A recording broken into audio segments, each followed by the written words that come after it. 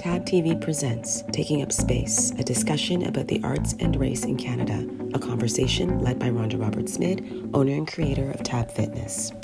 Featuring Ipsita Paul, film and television actor, Broadway performer, and children's author of I Am Awesome Because. Luttrell, a multi-talented film and television actor, known for her role as Taylor in Stargate Atlantis.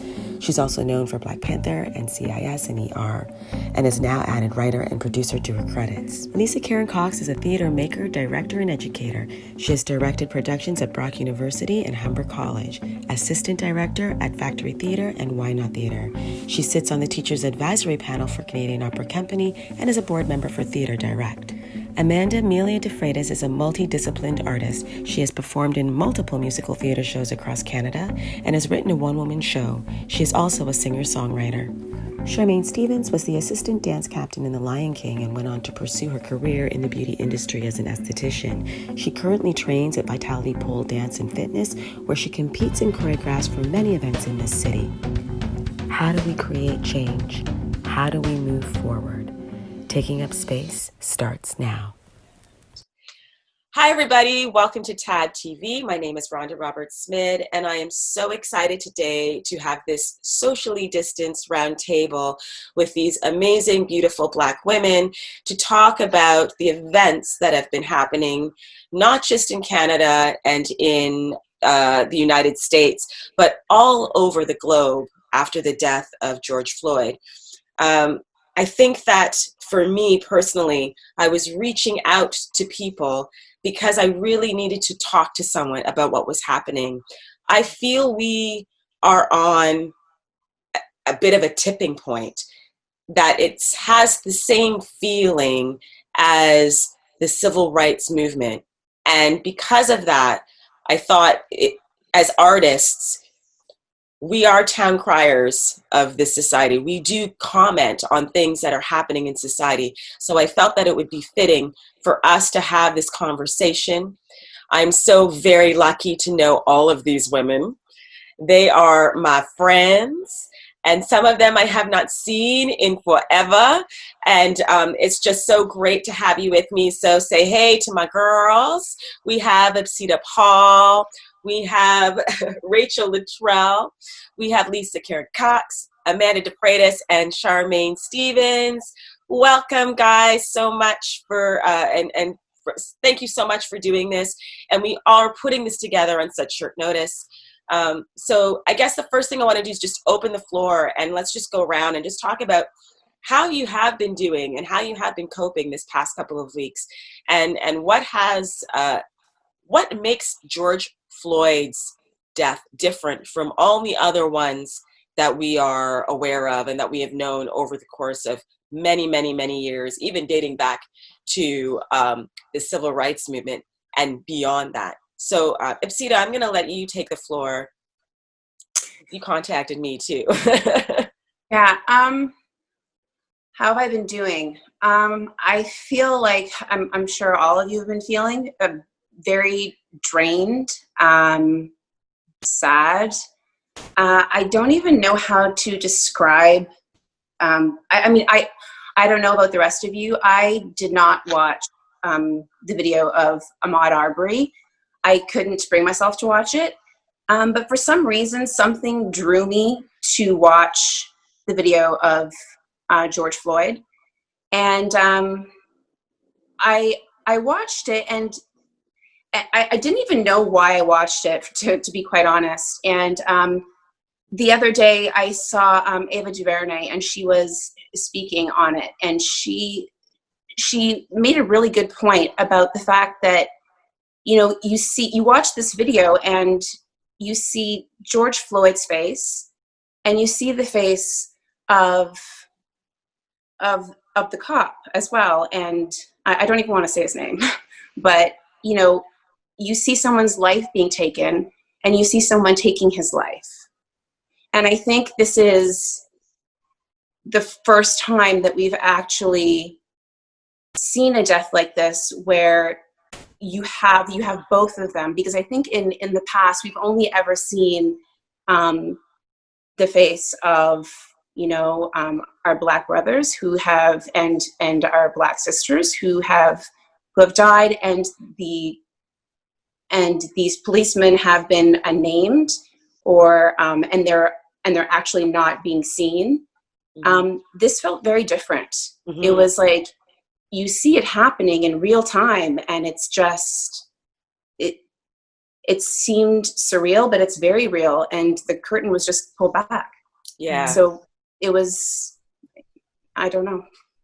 And Rachel, since you are living in the United States right now, forgot to mention Rachel is the Canadian moved to the United States, but has been living in the United States for quite some time. And I just want to hear your thoughts on that as well. Well, sorry, sweetie. Sorry, I totally jumped on what you were saying. No, go ahead. I'm horrible with names, and I'm meeting you all for the very first time, so forgive me. But you just spoke so eloquently about how this differed, and it's interesting because I was trying to parse it out myself, and I hadn't.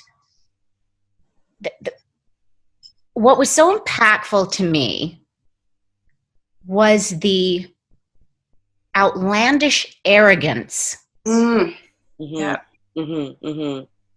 was present on that police officer's face. Yeah. That it was like that he could be so offhand and arrogant about, I'm sorry, I'm getting emotional, about taking someone's life. And I feel like what that did, that although it was George Floyd, what it felt like was that it was like all of us. Like it felt like it was a big, excuse my language, but F you to all of us who are of color. Yes. That I hear you begging for your life, and I don't care.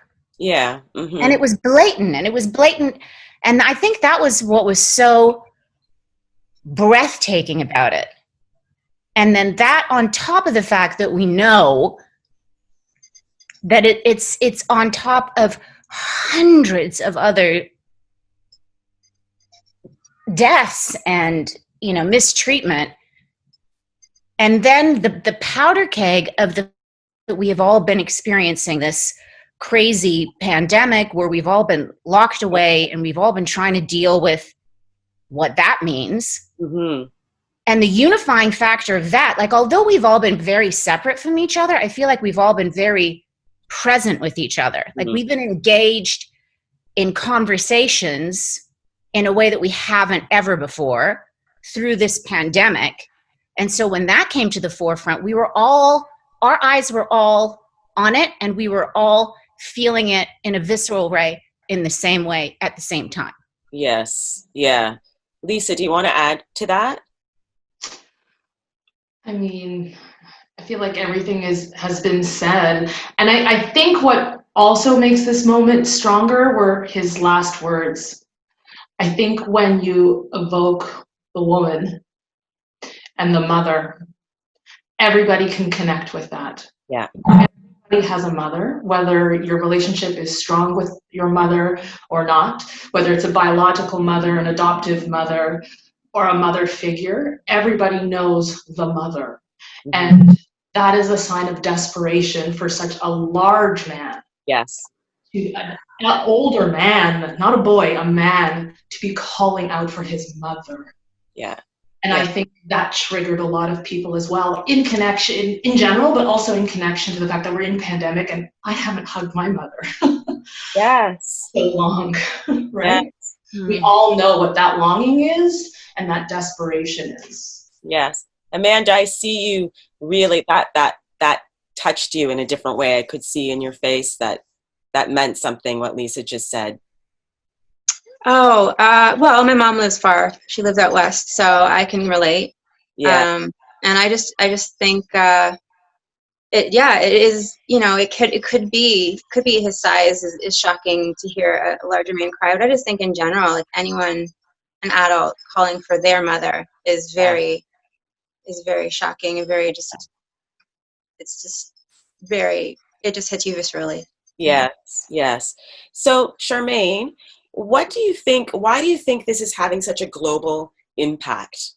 I'm really shocked, to be honest. I feel like, is this for real? Like when I'm seeing the sort of outpour in Germany, somewhere in Iran, they have a mural of George Floyd. I'm like, what? Yeah, What is happening? Like, because I've been into this and kind of a silent activist about this for many years. Like me and my husband watching my documentaries, and we're just like, and nobody would listen, but somehow they're listening. And I think, to touch on the point of COVID, I think COVID really put a stop to everybody's life. Like globally, we were shut down. Yes. We were distracted with like appointments, children's activities, things that just kind of distract us, where we hear these hashtags and it's a hashtag for a moment and then it's passing. And I think now, because people had nothing else to do but to pay attention, and specifically white people to pay attention, I think it's just ricocheted globally. And I think it's kind of, I mean, I'm scared it might end. I'm like, I have this weird fear, like, is this an illusion? Like, what's happening? But I actually find, I think also too, to touch on like the whole video, watching the video, I'm a person that watches all the videos. I know. I still haven't to bear witness that's just something I need to do so I can process my feelings around everything. And I think with George Floyd was that there was no loopholes. With all the other videos, that you would hear people's excuses. Well, we didn't see the whole video. We didn't see that he was arrested. He was resisting arrest. Whereas with this, it was clear. Like from different angles, there was no fighting what happened. No. And I feel what also was sort of visceral for everybody was seeing the calmness in the cop. See, that's what haunted me, was seeing how calm he was, kneeling on this man's neck, pleading for his life. Oh my God. And yeah. And he reminds me a lot of he looks like my brother, the dark skin, the everything. And I just kept replaying, seeing my brother in that position. Because my brother's been stopped many a times, and so is my dad, right, by the police in Mississauga and Brampton. Right. And so it just really, touched home. Like it really kind of sunk in. And I was just like, wow, like there was no humanity. It's the humanity, the lack of humanity, that this is a human being, that you can just do this passively with your hands in your pocket, looking around. Yeah. Like, I mean, thank, bless, I don't know what the woman, the young girl's name is that was filming. Bless her heart to have to, or everybody else there to have to bear witness to that in the moment, but she was able to have the composure to get it on tape. Yes. Yes. Because I don't know where we would be right now. It wouldn't be this. I can tell you that. It wouldn't be this. We wouldn't even know. No. I was just thinking to ask, so this incident has really freed up the Black voice, right? It really has allowed us to finally, how many of you have been in situations where you've had something happen and you know why it's happening, because of this sort of systemic racism train, and you stay silently and quietly to yourself because you just want to get through the day. Anybody can comment on that. I can, times where I've walked into a Shoppers Drug Mart, I'm going to call it, and I am followed through the aisles, specifically when I look for makeup. Yeah. Specifically when I'm looking for makeup. And I'm followed by the security guard every single time. Every single time. So what do you think this big freeing up of, or the seeing the police brutality has made it very clear that this is an issue, but seeing the police brutality on that level, and I did not watch the video. I cannot watch that because I'm a person where it will stick with me, stay with me. I've read about it. I know the details. I've read about it, and that is enough. I don't want to see it. But this moment has allowed us to discuss bigger issues when it comes to systemic racism. And I really think that that's what I want to talk about more today. And I was listening to something that Oprah said, and she was saying that the incident has allowed us to express our anger collectively, but it is also giving us an opportunity to raise our voices in a way that will move things forward. This is the place where we are now. Do we sit in the anger, or do we move to the next stage of grief? And I would like to see now, this is our time. People have moments, I guess, in history where I remember actually, Lisa, we were having a conversation about Aboriginal rights and Indigenous peoples. And you were saying it is so important. Do you remember that? It is so important that people hear this, because if they listen to them, then they will hear our story.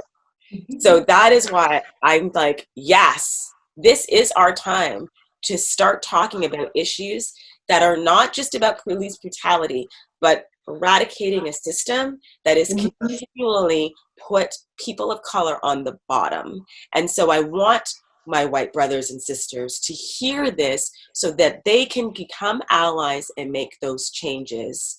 And that is the real reason why I want us to have this forum, because when you look at all of your beautiful faces and you think that person doesn't get the same treatment as me, I feel that will hit home more than if you are looking at somebody who, yes, lost his life over a counterfeit $20 bill, right? If you know that my stories, if you know Lisa's stories, Rachel's stories, Ipsita stories, Amanda's stories, Charmaine's stories, then this is where the work really starts. So I wanted to ask you, how does systemic racism, what does this mean to you, and how does it apply to you in your life? And I'm going to stay right out right now.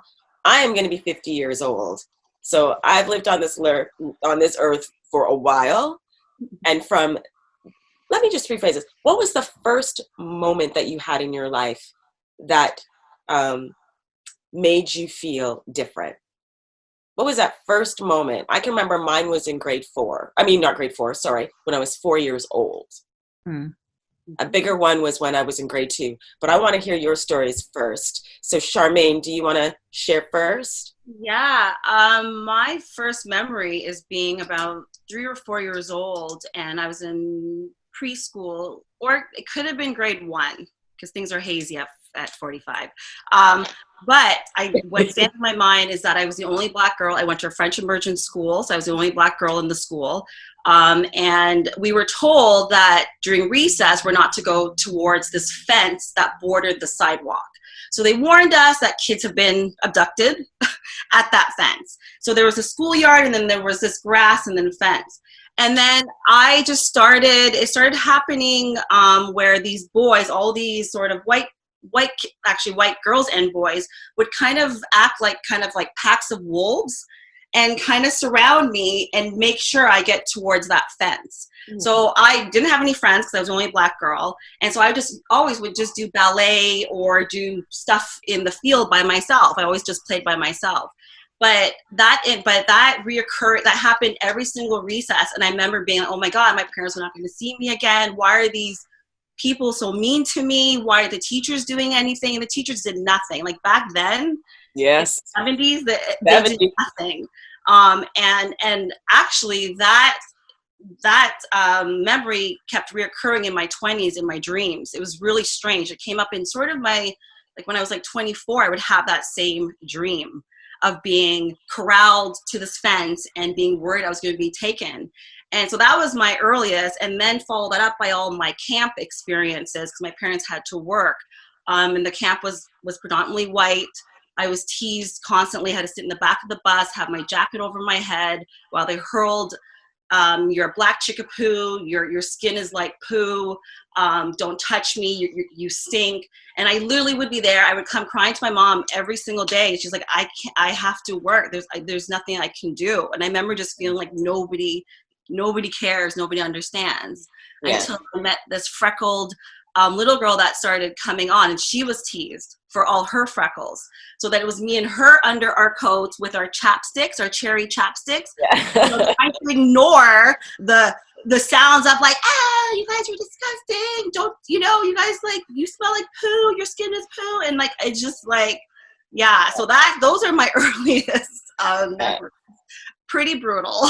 And yeah, it took me many years to kind of go over that and heal for that. And that's why I have a sense of sort of people aren't really there for me. I kind of have that into my adulthood. Like, are people really there for me? I don't really have that trusting that people are. And I think it stems from that experience. Of course. I think that a lot of insecurities that Black women might experience, even when it comes to beauty and how we view our skin, stems from those moments in our childhood. Mine was 4 years old, watching two boys hold on to my brother and another one punch him in the stomach, and me, Scrappy Rhonda, trying to get them off of him at 4, and them hurling the N-word constantly. And then another one was when it happened to me again in grade 2, when I was attacked by a boy who said those words to me. And I had to ask, this was what the most painful thing was, I had to ask what that meant. I didn't even understand what they were saying. I was like, what are they saying? Because it wasn't even something that my parents felt at that age I would need to understand and know. And so to have that innocence taken away at such a young age is the most upsetting thing that no white child has to experience in that way. So that's the first thing I think maybe people can try to understand, that at a very early age, your child, a Black child, is treated in a very different way than a white child. I'd add on to that, Rhonda. Yeah. And just for your viewers particularly, because you both have stated your ages, I don't want them to think that that doesn't happen now. Oh, no. So I have a 5-year-old and a 7-year-old. So instead of talking about my experiences, I'm going to talk about theirs. Right. My 7-year-old has been called the N-word 3 times already. Wow. So I've already needed to engage him in conversations around race. By people in our neighborhood, by a member of his own family. Because I am in a biracial, multiracial relationship. We all are, babe. Except for Amanda, I think. Right? Yeah. My daughter has been told by classmates that she can't be in charge because she has brown skin. You are not beautiful because you have brown skin. Your curly hair, oh, you can't be a princess. This is 2020. I can't. But that's what I mean. That's what I mean. I think people think that these are stories, historical stories, Right. stories of a time gone by. No, this is here and now. Yeah. And I have to engage my children in a conversation about race. They notice it because there's a white guy and a brown woman at the table every day. Yeah. But if you're colorblind, that's the only reason that you wouldn't see color. So anyone who says, well, my kids don't see color, yeah, they do. They do see color. Look into the research around that.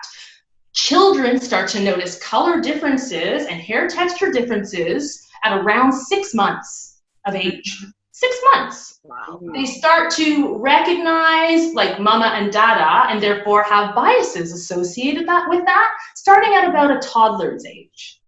So if people think their child is too young to talk about race, you're wrong. Yeah.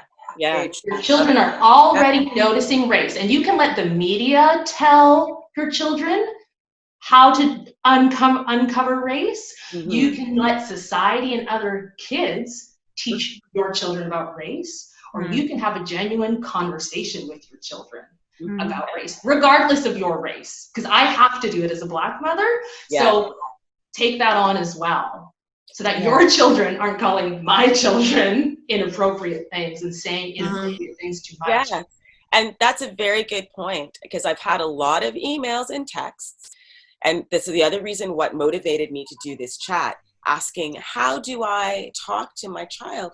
But that isn't my job to share with you. I think that it is your responsibility to take those questions and educate yourself so you understand the perspective of a Black person walking into a room and immediately having thoughts about them that most people don't ever have to experience. Yeah. Amanda, I saw you when you heard Lisa talking about her child, and the reaction was so.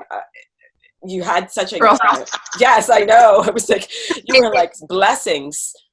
No, it's just so troubling to hear that well, I know it is, obviously it's not gone away. It just really, really disturbs my spirit to hear that, little kids are still targeted. And I mean, this is what we're doing, right? This is why we're doing this, and this is why I wanted to be a part of this, so that we can get the energy right out there, right? And you work with children. So do you notice this when you are working with children? Do you make a point of trying to engage with children of color in a way that gives them that encouragement or that guidance? Because do you feel like a mentor almost? Absolutely. Yeah. Absolutely. 100%. Yes. And sadly, it's not very often that I do get to work with children of color. I live in Hamilton, and I worked at only a handful of dance studios and theater schools. And it's not that frequent, unfortunately, but the ones that I have encountered, I have definitely made a point to connect with on a different level, and just so they know that they do have a chance in this industry, and they do have talent, and it does take work, but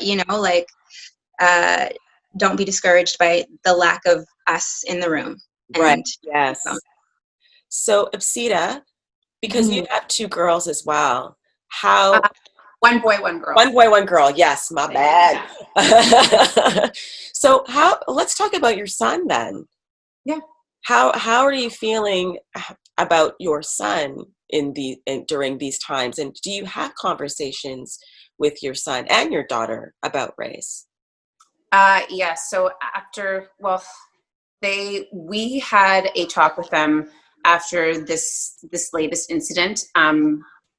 But we have talked to them about it, not as, I wouldn't say we went as deep into the whole discussion as we did this latest time.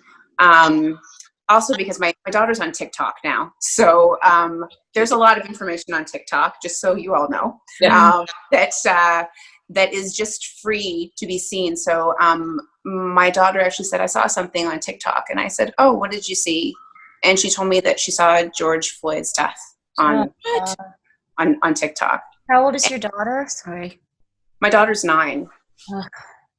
Yeah. But it's, I feel like the conversation that we had this last time was so great. Like, I feel like my kids were so fired up. Like it was such a great conversation because we were able to just get everything out on the table, and they're on the right side of things. Yeah. I'm sorry, I'm going to get emotional because it really does. It makes me feel like I'm raising wonderful humans. I really, really am. Yeah. They know what's up now, not that they didn't know before, but I feel like they really we were able to just put everything out there. Like there wasn't anything to hide. And I don't feel like we should be hiding anything from them. No. Like we're doing them a disservice if we hide anything, because this is what's happening. Yeah. It's out there, and they need to be aware of it. My son, both of my kids are very passionate. So, sometimes when it comes to solutions as to what to do, they might go like really far one way, so you have to reel them back in. But it's, I do feel like, we are the bridge. Like our generation is sort of the bridge, and they're actually gonna make things happen. I strongly believe that as well. Yeah. Yeah, for sure. Rachel, because you are living in the US right now, where it's like a hotbed, and having these discussions. I saw this beautiful picture of Rachel and her family at a protest with her little girl and her son with that the power in the hands, and they were sitting at this peaceful protest, and but they were surrounded. What was amazing is that they were surrounded by all kinds of people in that moment. And I just want you to talk a little bit about like what that felt like and why you brought your children to a protest, because some people would say, well, you know, that's a very unsafe thing to do. And so why? Yeah. Well, okay. So that came about in a very organic way. I had been fired up like all of you, saddened, tears, anger, hope for seeing all of these protests that are happening around the United States and the world. And we were out as a family. One of the first few times that we were out as a family, we were getting ice cream. And I glanced over to the park, kitty corner to the ice cream store, and I saw people gathering, and they had signs. And I could not join. First of all, let me say that we live in a very small city, town in the South. We're in Georgia. So Just went, I left that out. And we're not in Atlanta. We're about 30 minutes outside of Atlanta, which is the birthplace of the civil rights.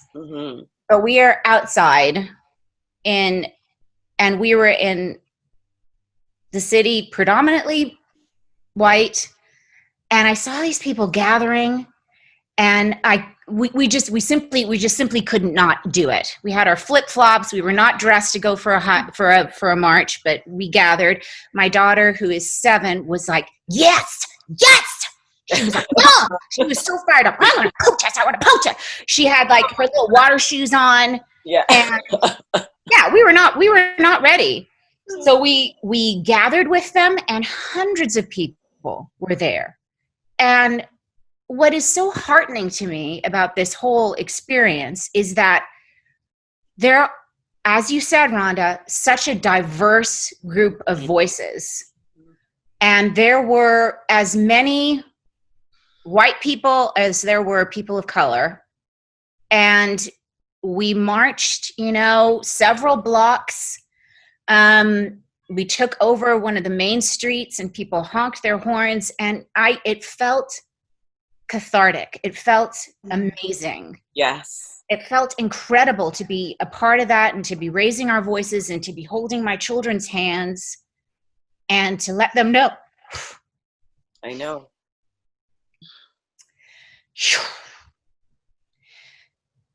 That their voices matter, our voices matter, and we have to speak out. Yeah. And it felt amazing. And we marched to the city hall here, and everybody took a knee, and it was a moment of silence, and and then there were some speakers, and it was just one of thousands that are happening, which is so amazing. I'm so glad that I was able to go. I know, and in the back of my head, I was thinking, oh God, I've got my kids. But as I said, it was a smaller town, and there were lots of people with their kids, and it felt wonderful. And we've been having conversations about it, obviously, at the dinner table, at breakfast, throughout the day. This is what's happening. This is how we can affect change. This is how I'm viewed. This is how your dad's viewed. This is how you might be viewed. And as everybody is saying, we have to be honest with our kids. And they're incredibly intelligent. And I do believe that they are going to change things. But, it's interesting because I know exactly. So many things. I got so many things. That's my daughter out there screaming. That's Ridley. And here she is. Okay, quick. Come say a quick hello. Why, hello. Hello, Ridley. Beautiful. It's the beautiful Ridley. Aww. All right, Missy. Okay, let me talk. Okay, thank you, my love. it's interesting because I had a moment with Ridley when she was, I don't like really, really young. Close the door, please. Yes, please. Thank you, my love. She must have been like 2, and she wasn't brushing her hair. She didn't want to brush her hair. She wouldn't let me brush her hair. And it was getting like big and tangly. And I finally realized that what she was trying to do is she was trying to have hair like mama. She was like, she wanted, and in that moment, it was such a beautiful moment because it allowed me to say, wow, you know what? We both have beautiful hair, right? Right? Mama's hair is beautiful and your hair is beautiful. Because I had a different conversation about my hair when I was growing up. I didn't, I was like, but listen, so many places to have conversation about race and color and with our babies. Well, that's a good segue. We should talk about hair.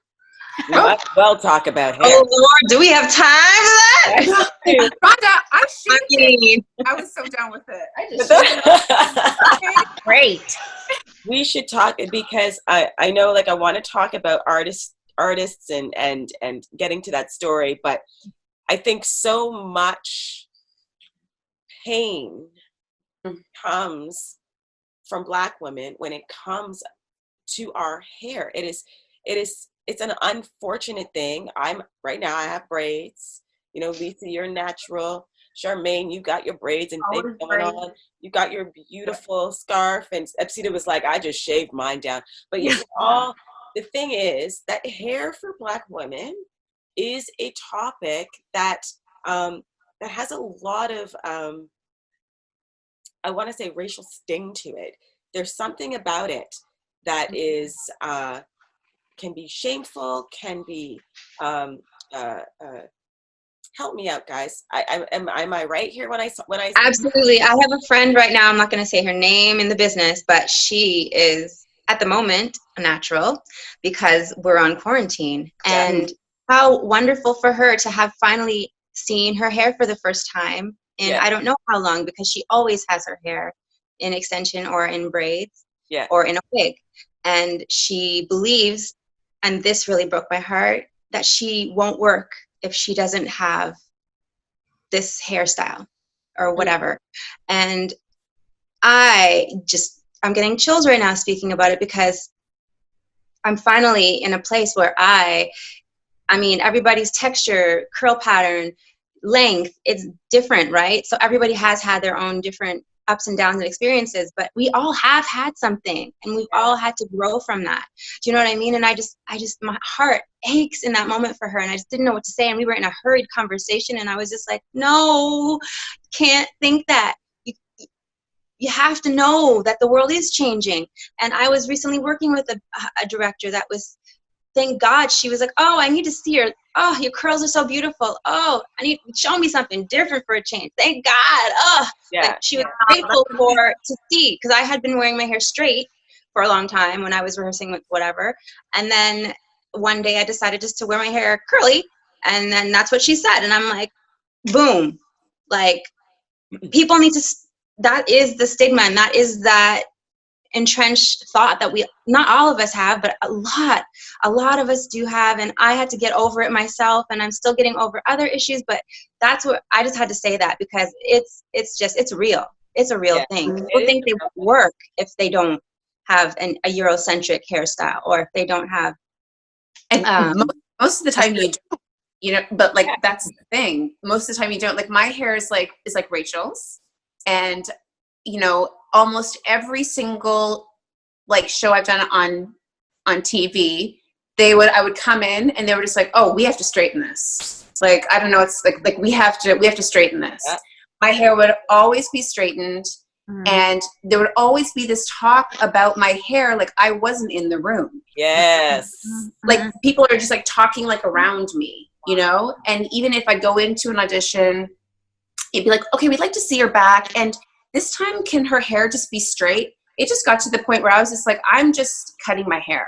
So I just cut my hair short. And then it's like they put you in like this different bracket where you're like not, you're like a different person. Oh, what happened? And then I was like, what am I going to do? I was going to shave my head. Good for you. Yeah. Like, let's just not make it part. If you want it to be something different, just put a wig on my head. It shouldn't be about that. It's always making it something bigger than it is. I was just done with it. I have to admit, I'm jealous. I want to take the plunge, but I don't know when. But Same. I know.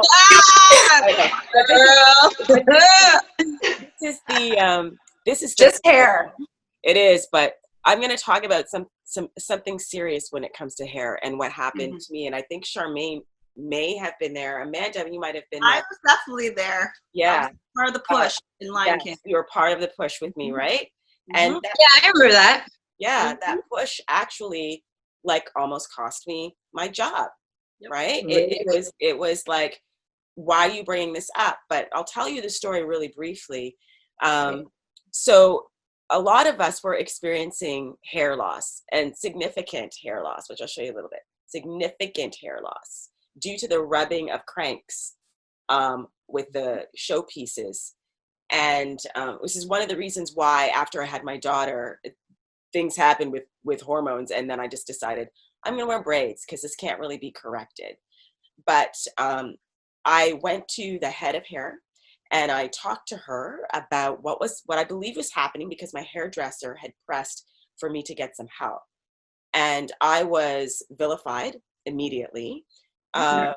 I went to the girls in the change room and I told them what was happening. And this was traumatic for me because there was no, with black hair, it's not like, it'll grow back in a year. It's like, you're looking at a good 10, 15 years to see that hair growth come back.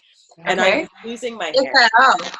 So what in the meantime, when I was getting attitude, and I can say attitude from the head of hair that was there, I will leave her name out of this, but if she does take a look at this video, she will know who she is. And I went to my hairdresser and I said, well, what can we do? And she said, well, I'm going to put in a row of extensions in and around your hair so that where the crank is, you will be able to protect your hair. While I was getting used to having this extra hair in, I was learning how to prep my head properly. And for all of you that don't know, a prep is when you have to wrap your hair around a semicircle and place a kind of stocking cap on so everything is super tight. So when you wear your wigs or your headpieces, everything is stable on your head. So there was complaints by some of the people in the wardrobe department that I was not having my headpieces on correctly, and this was causing a great big issue. So then what happened was they called somebody in from Women's College Hospital to see if I was lying, about what was happening to my hair, to see if this was not self-inflicted. And I had to go to the hospital. Charmaine, did you go to the hospital? I didn't go to the hospital. I was part of the letter to get specialists in. Because my experience was when I got my contract, they said I had to take out all my braids. And I expressed to the producer at the time, it's actually protective against pins. And, because I performed a lot before that, and I'd rather anchor anything to my braids than to my scalp. And they said, well, you'll be in breach of your contract. Oh my God. I took it out. And my first experience was sitting there when we were getting our head molds, okay? I had my hair I had it sort of semi-perm to kind of give it some loose, and I had it out, and they put a fishnet on my head, and then they started spraying my hair with water. And I was sitting there frozen, like, oh my God, my hair is going to frizz up in this. I'm not going to be able to get this fishnet off my head because my hair is going to start to go all into the thing. I told them to stop. And they said, and everybody, I have all these faces looking at me, and they're all, white, and they could not understand. You can't spray water on my hair in a fishnet head cap. And they looked at me, and I was new to this bit. I was like, oh my God, I was mortified. They looked at me. They're like I was some difficult person. Yeah. I had to say, I'm not being difficult. My hair cannot take this, right? I was just like, Oh my God. It's bringing up all the emotions again. I know, girl. There was no Black hair person None. on staff with a cast full of Black women. So just going to finish my story. Was I was taken to the hospital, and they had to pull my hair back, which for me is a very difficult thing to do. Now I'm going to get emotional. Yeah. Because I've had this tremendous amount of hair loss. And they took pictures. And then they took those pictures to the producers to look at and had it analyzed by a specialist to tell them what I already knew, that my hair loss was due to what was happening in the show. And then after that, after all of that happened, I was then labeled as difficult. I was then made to feel that I had gone against the system because I spoke up for myself, but for the women that were in that class, the young women that were in that class, like Charmaine, who did not know if it was right for her to say, this is who I am, this is my hair, we need to come to a compromise, and you need to figure out how to make this work without making me lose my identity. And that was not happening. That did not happen to any of the white girls that were in the show that had big poofy hair. They figured out how we can make this happen. But for the Black women, the weave was the problem. And they didn't realize the weave actually was the solution to not losing the hair. So then what happened after that? We got some hair products, which everybody was happy for, but not everybody was on board to sign this petition because they were fearful of losing something. And I could understand because they did not have the experience behind them to know that it was their right to have this happening for them. And I got a couple bottles of conditioner and then was leaving the show. And it was the most traumatizing thing that has happened to me in a show. And for me, being in Lion King was one of the most amazing moments of my life because I was in a show finally with people who had never been in a show with before because they would never ever cast us all at the same time. So I had this opportunity to feel that sisterhood. And even in that moment, we were divided because people were afraid of losing their jobs. And I also fought, which people don't know, for us to get massages and physiotherapy for free because it wasn't happening prior to that, because I knew all my friends that worked in Lion King in New York were all getting this same thing. No, They were. and we weren't getting it. I know. I was all up in everybody's business, which is why Thank you, Rhonda.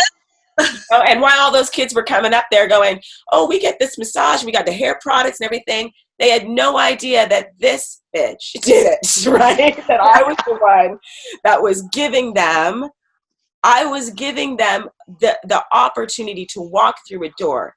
And this is why we need to have these conversations, because there are a lot of young Black people who have no idea that Ipsita was there, that Charmaine was there, that Lisa was there, Rachel was there, that Amanda was there. And that's why you are now able to walk through the door and ask for these things. And we still have a long way to go, a long way to go. Indeed. So I was going to say that was my biggest industry moment that I had the most shame. And to have them smiling at me and say, yes, I guess this did cause some damage to your hair.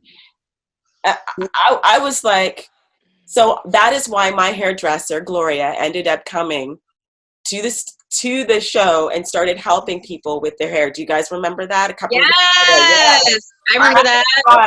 That is why she was back there and checking on, making sure they weren't spraying natural hair and sticking it under a tube and hoping that it doesn't break. Because if they had to get the knowledge from her because they had no knowledge, that should just not happen. Should just not happen. What blew my mind was that because I was new into like such a big show like that, I was shocked at the head of the wig and hair department. I was shocked at the lack of, like, they've been through so many productions in the city. I literally was like, how do they not know this? Like, how is this happening? Like, I literally, and I also had a crazy experience with makeup. So I had to be, all the makeup. oh my God, like this is another one where I was frozen, where they were trying to make up me for the cheetah to do the sort of spots and have the yellow show up on stage. So I was in the makeup room and I was by myself, and then another cast member had came in and sat down, and they're putting on different types of yellow to see, then they kept looking, no, that's not working. And then finally she threw her hands up and said, your skin's just too dark. Oh, no joke. And I have a witness. And I sat there and I was like, I don't even know what to say. And of course, again, I'm young. I'm new. I don't know. Like, do I speak up? And then Onala was sitting. Yes. Onala. Yes. Her skin's not too dark. Your makeup is awful, right? Like, she was my voice, but I literally was frozen there. The tears started coming to my eyes. Something, I can't change my skin. And is this really happening? No. Like, feel like something that, like, I'm just like, there's so many amazing memories with that show, but there's so many painful memories with the show. And again, not really feeling I had that voice again, and feeling, just not heard, and just seeing it, just being in a sea of white faces looking at you, and you're just like, you're frozen. And I look back and I'm like, I wish I did this. I wish I said that. Like, I keep replaying. For years, I was replaying these scenes. Yes. And I think that's, Ipsita, you wanted to add to that? I was just going to say, but I'm pretty sure that we've all had those moments where we've just been like, I wish I'd said that. But the thing is that you're in such shock when those things happen. And it's like, it's like, well, yeah, how did the head of the wig department not know that? How did makeup not know that? And then they turn around, and because they are just, they're being so defensive, and they turn around and they blame the person that they are actually persecuting, right? They blame the person that they are actually, like, causing harm on. Like, it is not, you're the one that's losing hair. You are the one that they are actually trying to put the makeup on, and it's somehow your fault. Your skin's too dark. No, they're sending you to the specialist. You know what I mean? To actually prove that you are losing hair. And you've gone through this, like, lengthy process. Like, it is, I mean, it's shocking and not shocking at the same time. It's just, I keep saying, if I was a different person, I could be living large right now, because I could have just went to Disney, got a lawyer, did the whole thing. I know, right? I could be living in a whole other place right now. But but you know what? In those difficult moments where I know I have been in quite a few in my life, because my parents, believe it or not, they raised a girl who cannot be silenced for a long period of time, right? Mm-hmm. So it's like, at that point in my career, when I got to Lion King, I was at the point where I was ready to have those conversations, because I had seen it enough. I had already been in situations where I was the only one trying to let people notice that this was not the most appropriate in the nicest way possible. By the time I arrived at Lion King, where it was Charmaine's first experience, it was like my 8th experience. And I was like, I also, Ipsita and I were talking about this too. I also just came back from the United States. So my skin was a little bit tougher. Which brings me to the next topic that I want to talk about. And Ipsita, you might want to chime in a little bit on what happens when you go from working in Canada to working in the US as a Black woman, and the experiences. You think that it is tough in Canada as a Black woman, the things that I experienced. But I'm not going to take the floor here. I'm going to let Ipsita talk, and then Rachel, I want you to talk, baby doll. And Lisa, I want you to talk a little bit more about that. So you said 10 years, right, Ipsita? Yeah. I mean, I went to the US when I was pretty young. So, and I spent the bulk of my career there. And so I didn't know anything. I feel like I did like my first show here, and then I went there, and I was like, oh yeah, I'm profesh. I'm doing it now. And people were like, you're not from here, are you? And I was like, no. They're like, are you from California? I was like, no. But I think they could tell that I had a very different relationship towards non-Black people. So and then I had a very different relationship with non-Black people than they did. So I think that it was, I learned quickly there. I guess I'll just say that I got a much tougher skin, and it was, I learned that I couldn't take things, I felt like it was, my experiences there were very, in every city that I went to, because I did shows in New York, but on tour in every single city, it was like I was dropped into a city and I felt like, oh, this feels okay. A different city, I was like, oh wow, we're not welcome here. Yeah. And then a different city, it was, sorry, I'm not being very eloquent, but I feel like it was just, all of the experiences were so different and were so jarring, I feel like. I don't know. And Rachel, you as well, like moving from Toronto, I remember you. Yes, however, I mean, no, but however, for me, my perspective was slightly different because, you know, my dad, Rhonda, was from Louisiana. My father, just an incredible man, was from Louisiana, Caucasian man from Louisiana. And so all of my relatives in this country are Southern white. And so everybody's eyes just popped. Oh.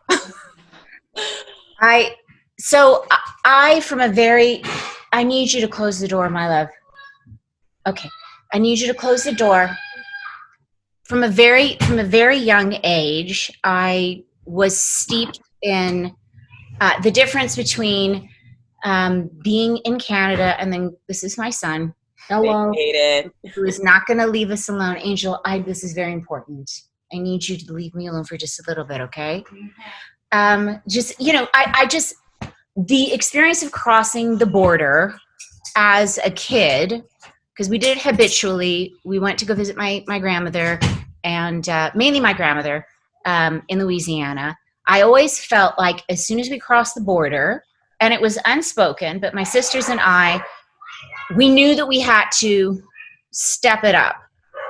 We knew that we had to be even more articulate, even more intelligent, even more polite. We had to be above reproach in every single way. And it's interesting because you know that as a kid, you just know that. And we were also very protective of my mom, who is from Tanzania.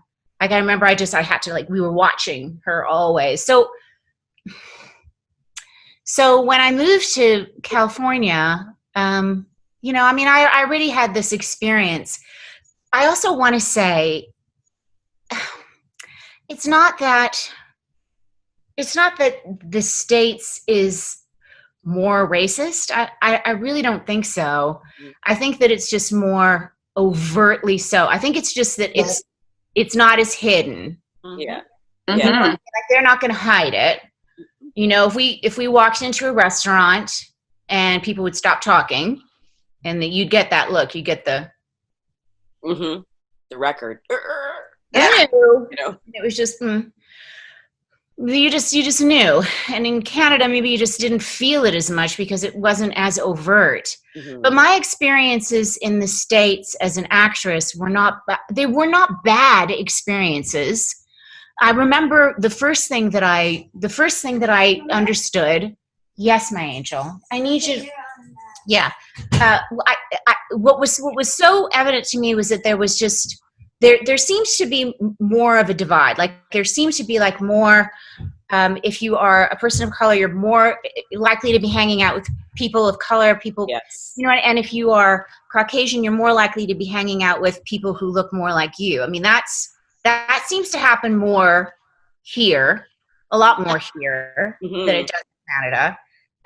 But it's not that my experiences were necessarily bad experiences, you know what I mean? Going back to the whole conversation about hair though in the industry, that's probably like the most glaring thing for me.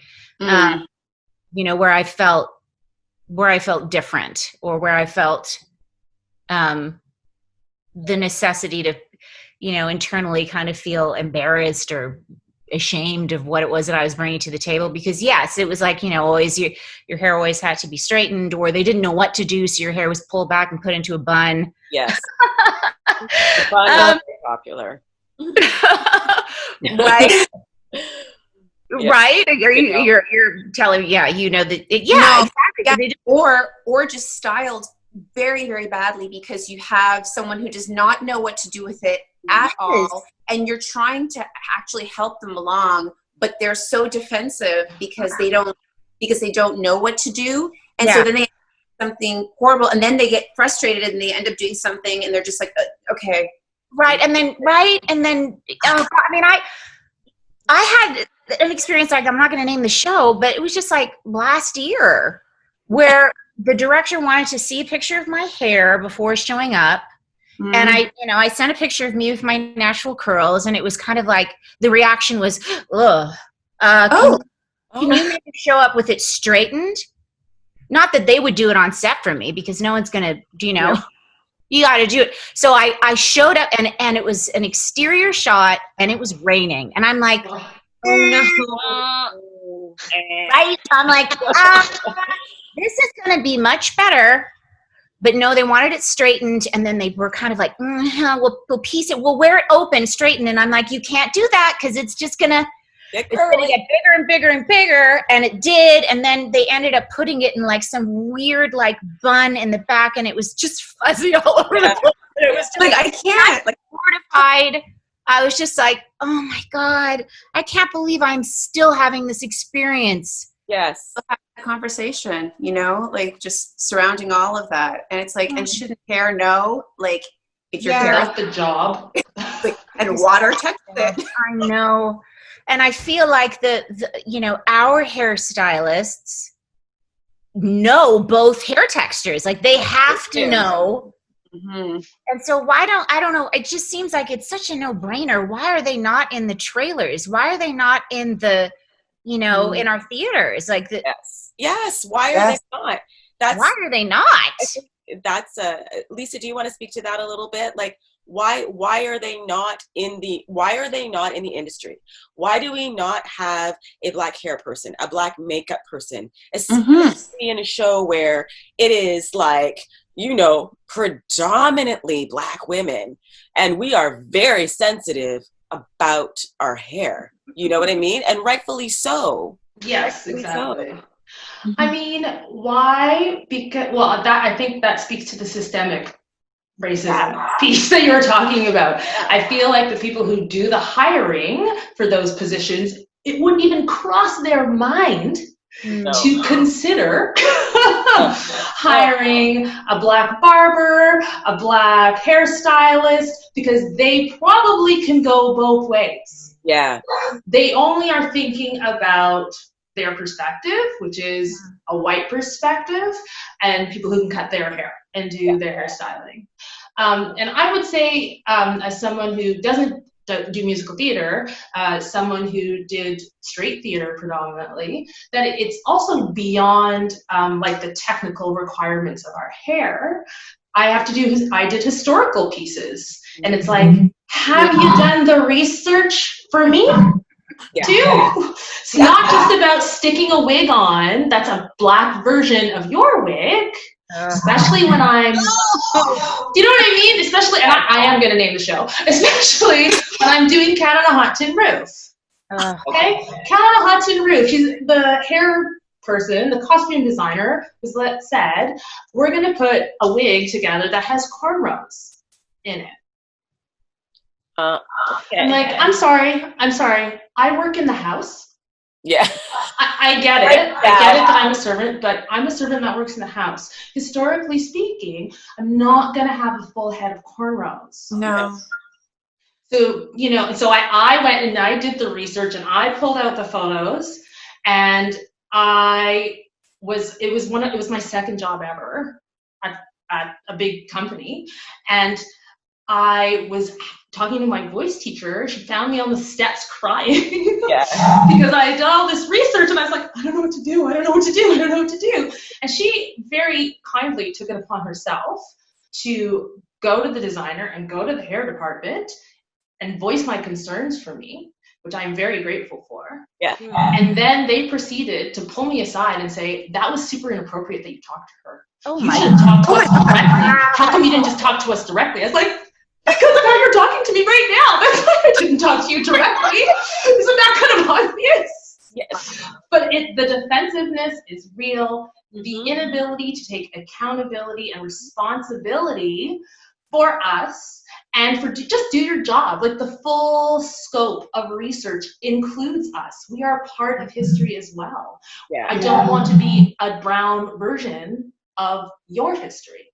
Of you. To bring my whole self, exactly. I would like to bring my whole self and my whole history to every production that I do and every job that I do. And I don't think I should have to say that. I think that should be obvious, because as straight actors, at least, or theater actors, we are constantly told to bring ourselves to the table. But it's interesting when you're of color. It's like, this part of me gets to come to the table, not all of me. Yeah.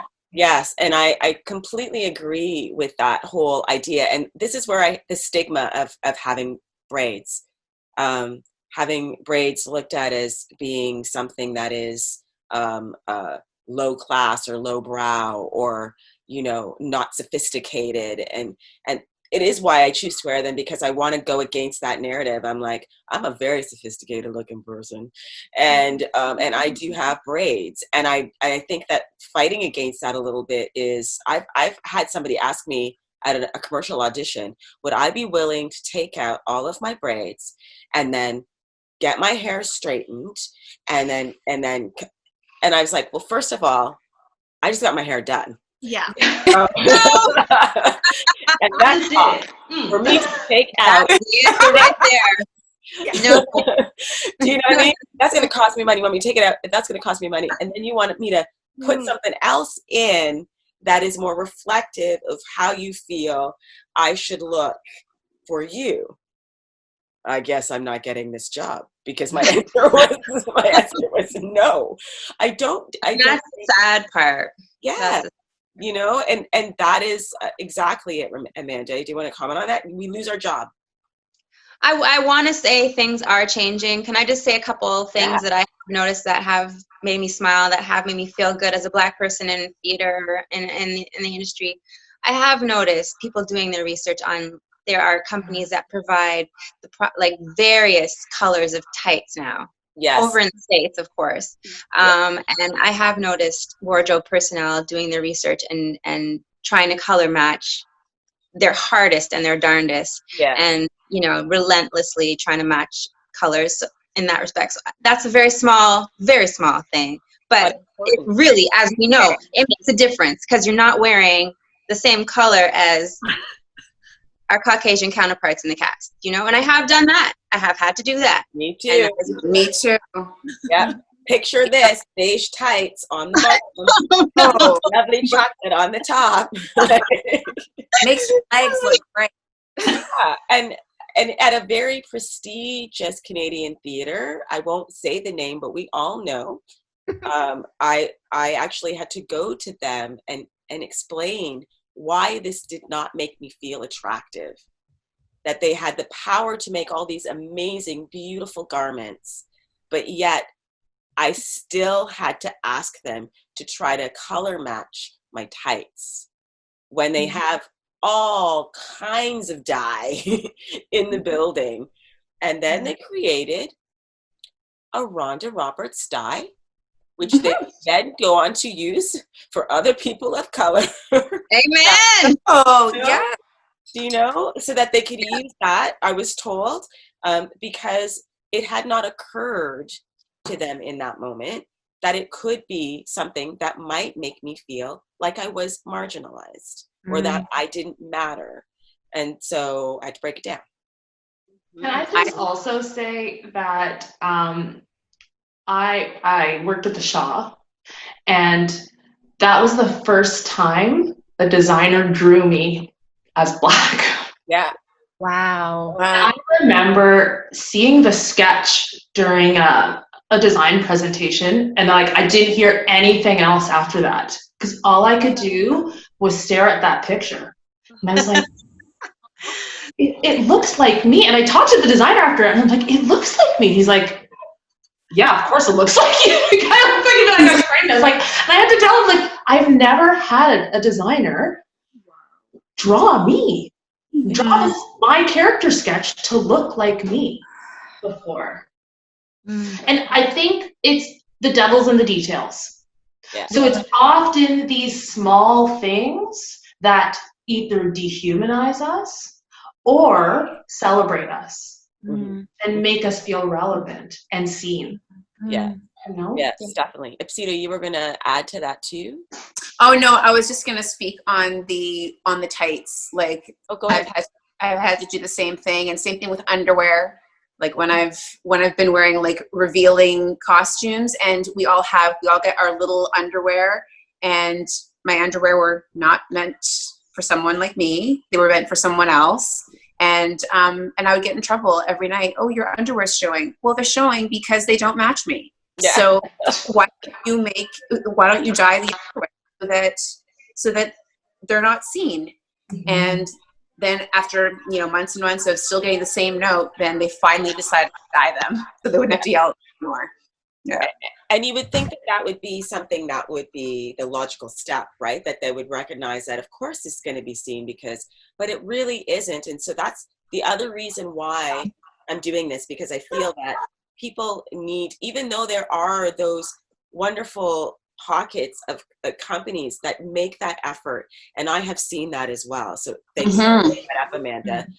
But I'd like to also offer, I think it goes back to their training, wherever these personnel are getting their hair, makeup, costuming training. It's absent in the curriculum, obviously, because otherwise they would have, I believe they would have put the work in where it was needed. Yeah. Just seems like it's just an oversight in a way. Yes. Huge oversight. Yeah. I was going to say, but then we need to speak to that oversight, right? Like, I think that you have to understand, like, okay, well, if it's an oversight, why is it an oversight? Why aren't people thinking that, hey, I have a cast of Black people in a show. There needs to be somebody on wigs and hair and makeup that can support that, or at least, even if they're not Black, they have a background. That would be a no-brainer for me. Or they're willing to listen. Yeah. So the last show I did, the costume designer wasn't Black, the hair prep people were not Black, but if I said something, and maybe I'm just bossier now, I don't know, I don't think so, but I think they're just genuinely, they're like, oh, okay, on it. Yeah. What do you think? I was thinking to solve that problem that you told me about this, and it was a dialogue, it was a conversation, so there was an understanding that they weren't the expert. I am the expert. Yeah. Right? As opposed to denying. Well, Lisa said it. She said that, the devil's in the details. It's like you have to just do your job well. Like everyone has to be kind of on top of what they're doing. And it's like, if you're giving me the same note every night, it's like, well, what is the problem really? I'm not trying to show my underwear. It's like, you're not trying to like not make your tights, not be the right color. It's like you have to look at what the problem really is. Yes. So we talked briefly about the issues. my question is, and we've kind of touched on this a little bit, the fear aspect of those issues. So the fear of asking, the fear of being marginalized, the fear of not wanting to make a comment because you don't know how this is going to end for you later. The fear of, I hate using this expression, but being blackballed or blacklisted, you know, is a very real fear. And does anybody want to sort of address that issue? Because I think many of the things that have occurred in our industry happen because nobody really wants to take that step to say anything, because the jobs are very few and far in between for people of color. And I can say this because of the generation that I worked. I'm retired, so I am not out there right now. So I can see that things are improving, especially to Amanda's point. She's saying things are improving, and that is for sure. But I know when I worked, it was me. I worked with Amanda and Charmaine in Lion King. I didn't get to work with Ipsita. You know, I didn't get to work with Karen Andrews. I didn't get to work with Vanessa Couple. You know what I mean? I didn't get to work with a lot of really wonderful Black performers, quite frankly, because if I was in it, you weren't in it. Exactly. And quite frankly, I was in it. So I was in it. But that really bothered me a lot, that a lot of the bonding that would happen with a lot of Black performers was at auditions. That we managed to form a bond at auditions. Lisa and I didn't even work together. We just worked at the same place, but we didn't work together. What do you think our industry can do better to make those Hire more of us? Yeah, hire more of us. Yes. No, but it's true. I mean, you and I talked briefly about this. It's like, you know, when we were kind of like, you know, doing musical theater, it just kind of seemed like there was the tokens, and it was very much like it, and people let you know it. Like, it was just like, oh, well, I guess you're the token. And they just made it be known that you were the token in the show. Yeah. And yeah, you didn't sort of step out of line, because if you said anything, then you were difficult. Yeah. And you didn't want to be difficult. You wanted to be very, you wanted to be likable. You didn't want to do anything too, I don't even know if it's scary, or just like, you just wanted to be, right in line. Yes. Because you want to keep getting hired. Yeah, for sure. I think the other thing that the industry could do more of, which I've noticed Stratford Festival making a huge effort to do, is tell our stories. Yes. Writers that are of color, writers that have different stories, and that tell it from their perspective, and then we will get work, because it'll need to be cast appropriately. And I definitely have seen that happening in Stratford. I don't know where else. Obviously it's happening elsewhere as well. But, you know, I think if that starts to happen more and more and more, then we can, you know, thrive in the industry just like anyone else. And what about, my husband and I actually were talking about this. What makes a show a Black show? Can it be a show that just has more than one Black person? And if there's more than one Black person in the show, does it make it a Black show? Do you understand what I'm saying? Like, can there be a show where there happens to be 4 amazing Black women because they're talented and deserve to be in the show? And does that make it a Black show because they're in it? Does that make sense? You hear what I'm saying? Not necessarily, no. So why doesn't, that's what I would like to challenge the industry to do. Why can't you have a show like Guys and Dolls, where more colorblind casting, yeah. Where the cast is just, you just pick that girl because she was fierce, you pick that one because she was fabulous, you pick that one, and they all happen to be Black. What I don't see still happening is that there is that exchange of just talent on stage, and it's not about the fact that you need to cast this as a Black person, or you need to cast that as a white person. Exactly. Working at Stratford myself, I was in Anything Goes where they had the angels. And I have to say, I was the only Black female in that show. And I was thinking to myself, why couldn't there have been more? There's no reason. There's nothing that says that this person and that person needs to be of a particular race. And I'm not even just speaking about having another Black person. What about a South Asian person? What about a couple of Asian people? What about an Indigenous person? So let's just think outside the box a little bit about how we're presenting our people on stage, because you don't just want to be hired for the Black show. You want to be hired for whatever is available. You want to play, you want to play a lawyer. You want to play a doctor. You want to play a nurse. I think that's why the diversity needs to not just be on the stage or on the screen, but also backstage and behind the screen as well. Behind the camera, sorry. Because the people making all of those decisions need to have a certain mindset. You need to have somebody in the room who has a more open worldview than perhaps is present if you have an all-white room. Right. So playwriting is a great mechanism to have additional voices, but I also think directors, I also think artistic directors, the technical crew, wigs, makeup, everything should be top down. Top everywhere, because these are conversations that we're just not part of. Me having to quietly go to the lighting designer and be like, yeah, can I get an extra 5%? Because because and I'm like a bit of a cookie, so I can go like, because and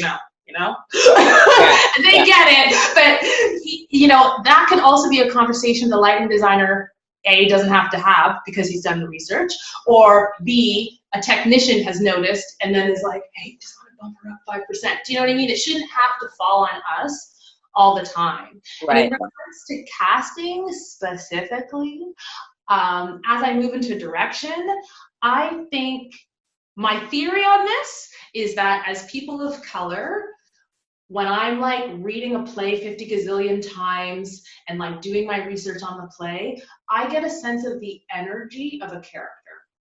I go, oh, I want this character to like make me feel this way or present this to the audience in terms of storytelling.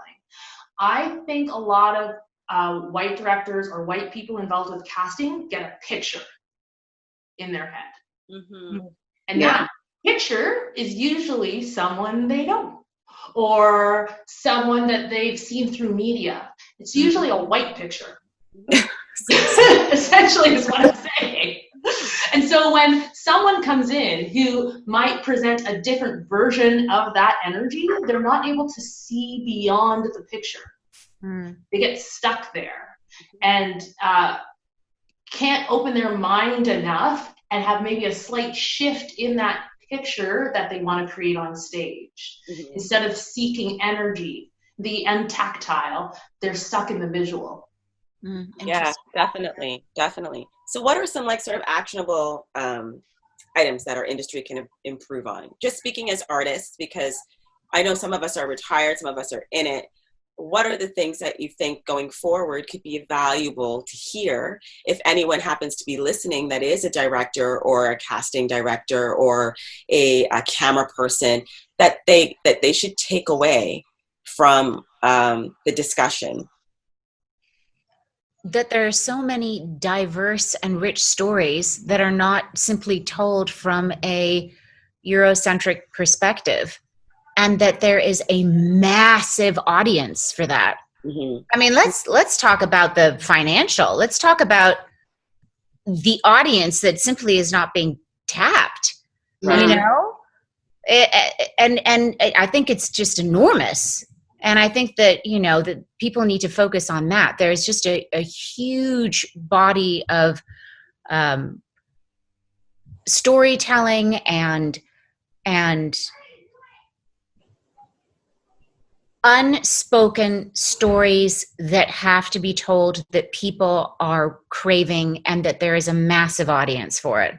Yeah. Yes, definitely. I was just thinking, do you think that if our stories had been told up to this point, that perhaps maybe some of the things we are talking about right now, we might not even be talking about because people would be more aware. I'm certainly surprised by the amount of people that have no idea about anything as far as like, even I had to remind myself about Black Wall Street, as far as the massacre in Rosewood and those types of things. If they understood that deep, dark history, then all the commentary that I've been seeing on Twitter, which is awful, about people going back to work and stop this ridiculousness or whatever, I think that this type of energy wouldn't really exist if along the way we've been feeding this information to people, so it would kind of take away some of that defensiveness that we've been talking about and actually letting them hear what people are saying. Do you have any thoughts about how we might improve the equity as far as some of the things that you brought up? And is it about really maybe even bringing those people that you're talking about, Black casting directors, Black cameramen, and those things in all types of work? And again, like I said, not just in the Black show. I think if we get caught up just in the Black show, we will stay here and there, and we won't ever get together just working as people, which is what I would like to see. I would like to see. The main thing is more colorblind casting, and there was going to be a lot of that happening this year, I felt, in theater. And it's just, you know, I feel like it has a trickle effect. It's starting, and it's just going to have to trickle into the system, and unfortunately that takes time. That's what I think. Yeah. And I think more education for people working behind the scenes, and just maybe extra courses for people in wigs and makeup, so they can get the education they need on working with people of diverse backgrounds. And just, you know, make it a thing that's mandatory, so that people can, you know, actors and artists can feel at ease when they go into a show situation or into a rehearsal, and you know, they can just know that the protocol's in place and that, you know, things are going to be fair. Yeah, you hit something on the head though, making something mandatory, right? The same way that you have to have certain aspects of your education in place before you apply to a certain type of job. I feel that is the next step, making it a part of the curriculum, making it a part of what you need to know, so that the people, when they do come into the room, this is already something that you are willing to have an open mind about. You know how to deal with Black hair, you know how to deal with lighting. All of those things are good things. I wanted to ask you, what are you most proud of that's happening right now in these moments during these protests? What is something that you are most proud of? And I'm going to go to like Charmaine first and see if you can. I'm really proud of a lot of my, you know, white friends. I'm an esthetician. I work in the beauty industry, so I have a lot of white clientele, and just hearing them being comfortable in acknowledging their white privilege. Because it's come up in different conversations here and there over the years, and I always found, you know, it's a little touchy. People get sensitive and see it as an attack, but now I'm seeing them open up, embrace, and realize that that is part of the change. So I'm really proud of my allies. Like, I didn't realize like how many allies we have, and I'm just I feel like there is hope, because for a while there I was very more like a pessimist about true change and what it takes, and can people can you change people, like someone's heart? That's my thing, their heart, their mind, see somebody as a human being.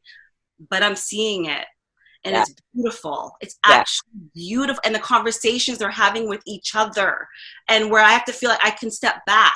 You know, I can step back, let them use their voices together, educate each other. I'm not the one to have to always be feeding and helping. I mean, I am helping on the side. I'm getting tons of DMs on how do I handle this question. They're coming at me with this, and I love being sort of the guidance counselor, but I'm not having to actually be the teacher as much as I felt I had to be in the past.